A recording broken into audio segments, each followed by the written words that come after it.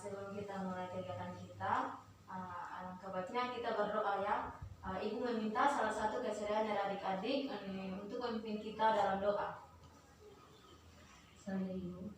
Oke, untuk adik ini Marina, ini Ibu persilakan. Teman-teman dan ibu guru, marilah kita mempersiapkan hati untuk berdoa. Berdoa dimulai.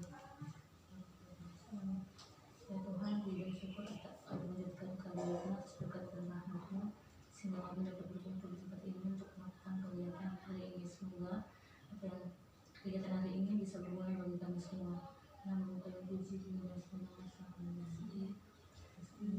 Terima kasih untuk adik yang telah membawa kita dalam doa.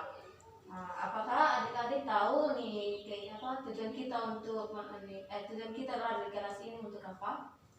Mengikuti bimbingan. Oke, baiklah. Kalau gitu, adik salah satu yang tahu. Sebelum kita mulainya, kalian dulu kita absen dulu ya. Ibu sini gua akan absennya. Untuk adik Elin, Ada Ibu. baik. Kalau untuk adik Yolan, Ada Ibu. adik Marina, Hadir Ibu. adik Indra. Hadir Ibu. Oke, baik, semuanya sudah hadir. Kalau itu Ibu akan menyampaikan tujuan kita dalam mengikuti kelas kita hari ini. Tujuan kita itu untuk melakukan bimbingan klasikal, di mana bimbingan itu dilakukan dalam satuan kelas seperti ini. Dan materi yang akan Ibu bawa itu yaitu cara meningkatkan prestasi belajar. Mungkin dari materi ini, topik materi Ibu ini, ada yang adik-adik tahu atau tergambar dalam pikiran adik bahwa apa sih itu, bagaimana cara meningkatkan prestasi belajar. Mungkin adik-adik ada yang tahu? Belum Ibu.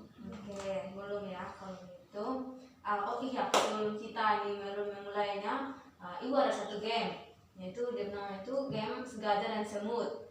Game ini bertujuan untuk melatih konsentrasi adik-adik dalam mengikuti ini pembelajaran kita hari ini. Apakah adik-adik ini setuju? Setuju Ibu. Oke, dan satu lagi, dalam mengikuti bimbingan ini kita hari ini, ada beberapa yang ingin Ibu sampaikan. Yang pertama itu kita terbatasi oleh waktu, yaitu waktu kita itu hanya 45 menit. Apakah adik-adik setuju? Setuju Ibu. Oke, kalau gitu kita mulai gamenya ya. Kalau Ibu bilang gajah, adik-adik menggerakkan tangan adik itu seperti ini, bilang besar. Kalau semut, tapi ada itu menggerakkannya berlawanan atau kebalikannya itu kecil, tapi gerakannya seperti ini. Apakah adik-adik ini bisa pahami? Bisa Ibu. Oke, kalau begitu Ibu mulai ya. Gajah, Besar. semut, Kecil. semut, Kecil. gajah. Besar. Oke, baiklah, adik-adik sangat berkonsentrasi dalam mengikuti ya. Oke, kalau begitu kita akan memulainya. Di sini Ibu akan membawa materi, yaitu materi kita itu tentang cara untuk meningkatkan prestasi belajar. Yang pertama itu belajar. Pertama itu prestasi belajar tidak dipisahkan dari perbuatan belajar. Karena belajar merupakan suatu proses, sedangkan prestasi belajar adalah hasil dari proses belajar. Belajar dapat dikatakan berhasil apabila terjadi perubahan dalam diri siswa. Namun tidak semua perubahan perilaku dapat dikatakan belajar, karena perubahan tingkah laku belajar karena perubahan akibat belajar. Belajar itu memiliki ciri-ciri perwujudan yang khas, yaitu yang pertama, perubahan internasional. Perubahan internasional ini proses belajar karena pengalaman atau praktek yang dilakukan secara sengaja dan disadari. Pada ciri ini, siswa menyadari bahwa perubahan dalam dirinya seperti menambahkan pengetahuan, kebiasaan atau keterampilan. Yang kedua itu perubahan efektif dan fungsional. Perubahan ini dikatakan efektif apabila membawakan pengaruh dan manfaat tertentu bagi siswa. Sedangkan perubahan yang fungsional artinya perubahan dalam diri siswa yang relatif dan menetap, dan apabila dibutuhkan perubahan tersebut dapat diproduksi dan dimanfaatkan lagi. Prestasi belajar ini Menurut salah satu ahli ini Powerwanto 2017 memberi pengertian prestasi belajar yaitu hasil yang dicapai oleh seseorang dalam usia belajar sebagaimana yang dinyatakan ini dalam raport atau ini dalam raport. Prestasi belajar adalah ini suatu bukti keberhasilan belajar atau kemampuan seorang siswa dalam melakukan kegiatan belajar. Berikutnya itu faktor-faktor yang mempengaruhi prestasi belajar. Yang pertama itu faktor lingkungan keluarga. Yang pertama itu sosial ekonomi keluarga. Mungkin di sini adik-adik ada yang tahu faktor lingkungan keluarga yang mempengaruhi di prestasi belajar adik-adik itu, ada yang tahu atau seperti apa sih faktor-faktornya yang dari dalam keluarga? Saya Oke, untuk adik Elin, misalnya itu seperti faktor ekonomi, misalnya kayak orang tua yang penghasilannya rendah begitu, mungkin kan dia tidak bisa memberikan dia punya anak itu kayak keperluan-keperluan sekolah seperti buku-buku, sehingga kan siswa tidak bisa belajar ibu. Jadi mungkin dari situ juga dia punya prestasi bisa turun. Habis itu mungkin faktor dalam keluarga, kurangnya perhatian orang tua terhadap anak. Kayak orang tua terus sibuk kerja sampai tidak perhatikan anaknya waktu belajar begitu.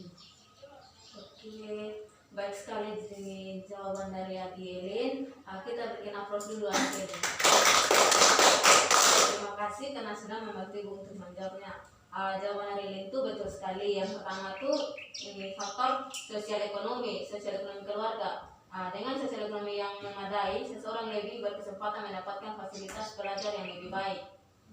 Kalau depo ekonominya bagus, itu lebih membantu dia dalam meningkatkan prestasi belajar. Yang kedua itu pendidikan orang tua. Orang tua yang memiliki jenjang perguruan tinggi yang cenderung lebih memahami pentingnya pendidikan bagi anak-anak. Yang ketiga itu perhatian orang tua. Perhatian orang tua dan suasana hubungan antara anggota keluarga. Dukungan dari keluarga ataupun orang tua itu dapat membantu siswa dalam meningkatkan prestasi belajar dia di sekolah ataupun di lingkungan. Yang kedua itu faktor lingkungan sosial. Mungkin ada yang tahu faktor lingkungan sosial apa yang membantu siswa untuk meningkatkan prestasi belajar dia. Oke, terima kasih. Kalau adik-adik ini belum tahu, ini Ibu jelaskan ya. Yang pertama itu sarana dan prasarana. Pertama itu kelengkapan fasilitas sekolah seperti papan tulis akan membantu kelancaran proses belajar. Yang kedua itu kompetensi guru dan siswa.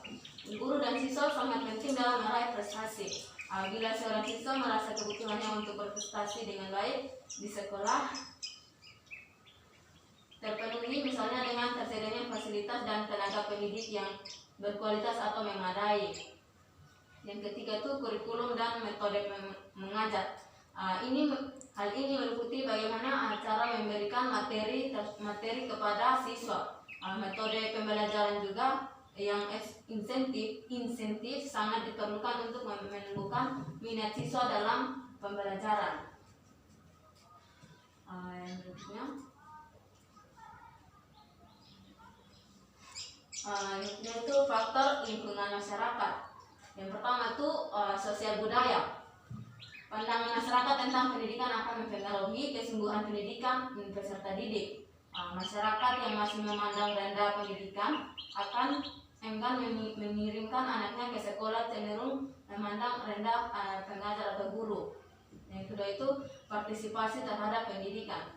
Bila semua pihak berpartisipasi dan mendukung kegiatan pendidikan, mulai dari pemerintah berupa kebijakan dan anggaran sampai masyarakat bawah, setiap orang akan lebih menghargai dan berusaha memajukan pendidikan dan ilmu pengetahuan. Baik, sekian materi kita hari ini. Ibu di sini Ibu akan memberikan kesempatan untuk adik-adik memberikan pertanyaan atau ini Ibu memberikan pertanyaan atau tanggapan terkait materi yang telah Ibu sampaikan. Saya Untuk adik Elin, Ibu persilakan. baik, ini jadi tadi saya dengar ada penjelasan dari Ibu tuh mengenai perubahan-perubahan dalam meningkatkan prestasi belajar kalau tidak saya yang ada perubahan fungsional dan internasional atau apa itu. Ibu saya belum paham tentang perubahan-perubahan yang Ibu jelaskan.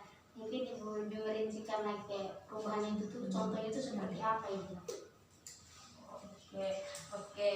Kalau oke, terima kasih untuk pertanyaan yang sudah diberikan oleh adik Elin. Sebelum Ibu menjawabnya, mungkin adik-adik ada yang tahu perubahan internasional atau memang itu Ibu untuk menjawab pertanyaan dari adik Elin. Oke, kalau tidak ada, di sini Ibu akan menjawab pertanyaan dari adik Elin. Perubahan yang menurut Ibu perubahan efektif atau fungsional ya? Pokoknya ada beberapa perubahan yang tadi dijelaskan. Oke, yang pertama itu perubahan fungsional itu perubahan dikatakan efektif apabila membawa pengaruh dan manfaat kepada peserta didik. Atau begini, perubahan itu dikatakan baik apabila membawa efektif apabila membawa perubahan pada anak yang dulunya mungkin dalam pembelajarannya dia malas untuk belajar. Sekarang setelah dia mendengar itu dia kayak dia berubah, dia rajin untuk belajar atau tidak malas-malas. Yang kedua itu perubahan internasional. Perubahan internasional ini perubahan dalam proses belajar karena pengalaman atau praktek. Perubahan ini maksudnya itu perubahan di saat dia kayak turun lapangan, kayak di sekolah turun lapangan untuk praktek. Di situ tuh dia kayak lebih belajar lagi. Atau kalau saat dia di sekolah kan dia belajar main-main, terus saat praktek dia kayak kesulitan, dari situ tuh dia langsung berpikir begini, aduh ini kurang ini, dia kayak agak sedikit gagal dalam praktek itu, pasti dia berpikir, aduh ini saya harus berubah. Kayak dia di praktek dia kayak tidak bisa tahu, dari situ dia berubah, aduh saya ini waktu menerima materi saya main-main, sekarang di praktek saya agak kesulitan karena saya kurang main-main. Dari situ mungkin dari situ dia akan berusaha untuk belajar agar dia juga kayak dia berhasil juga dalam mengikuti materi ataupun praktek.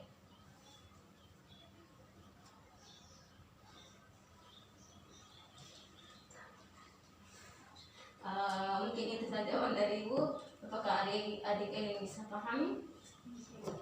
Mungkin ada lagi? Oke, baiklah. Terima kasih adik Elin yang sudah bertanya. Kita bikin upload dulu. Oke. Sebelum materi kita sudah selesai. Di sini Ibu memberikan bisa meminta kesan dan kesan dari adik-adik terkait materi kita hari ini. Mungkin ada yang ingin menyampaikannya? Saya Oke, untuk satu-satu ya. Silakan adik Elin dulu. Ibu, pesan dari saya senang mengikuti bimbingan yang Ibu berikan hari ini karena saya juga mendapat beberapa informasi baru mengenai prestasi belajar dan juga bagaimana cara kami sebagai siswa untuk meningkatkan prestasi belajar. Oke, terima kasih. Kita berikan tepuk tangan. Yang berikutnya adik Yuni. Terima kasih atas kesempatan yang diberikan kepada saya Ibu. Di sini saya sama seperti teman Elin, saya juga merasa senang karena ini bisa mengetahui informasi baru seperti cara meningkatkan prestasi belajar tadi. Dan juga saya inginkan semoga kegiatan seperti ini dapat diadakan lagi. Terima kasih. Oke, terima kasih adik Yuni. Mari kita tepuk tangan. Mungkin ada lagi untuk ketiga Ibu persilakan. Baik, terima kasih atas kesempatan yang diberikan kepada saya. Menurut saya juga itu tidak jauh berbeda dengan dua teman-teman sebelumnya. Jadi saya merasa senang karena saya bisa mendapatkan banyak informasi terkait dengan bagaimana cara untuk bisa meningkatkan prestasi belajar. Terima kasih. Oke, terima kasih adik Yolan. Terima kasih untuk adik-adik yang telah menyampaikan kesan-kesannya. Di sini Ibu ingin membagi sebuah nilai manipulasi di mana hari ini untuk bagaimana Ibu mengetahui dari kemampuan dari adik-adik dalam memahami materi yang telah Ibu sampaikan.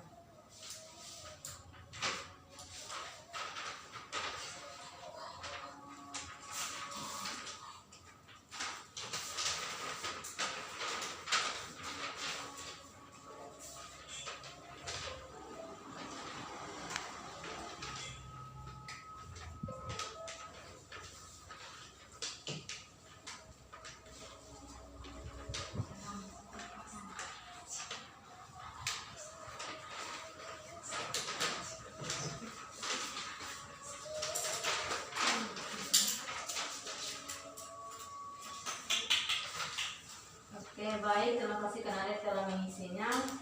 Di sini ini Ibu ingin menanyakan kesiapan. Mungkin di lain waktu kita akan bertemu di hari yang sama dan jam yang sama. Apakah adik-adik bersedia lagi? Ibu. Terima kasih. Tadi kan kita sudah mulainya dengan doa. Sekarang kita harus menutupnya dengan doa. Ibu bisa minta kesiapan dari salah satu dari adik-adik lagi. Ibu. Oke, untuk Dan teman-teman, sebelum kita mengakhiri pertemuan kita hari ini, mari kita berdoa dan mengizinkan Seven Finger ini secara Kristen kita sedang berdoa mulai.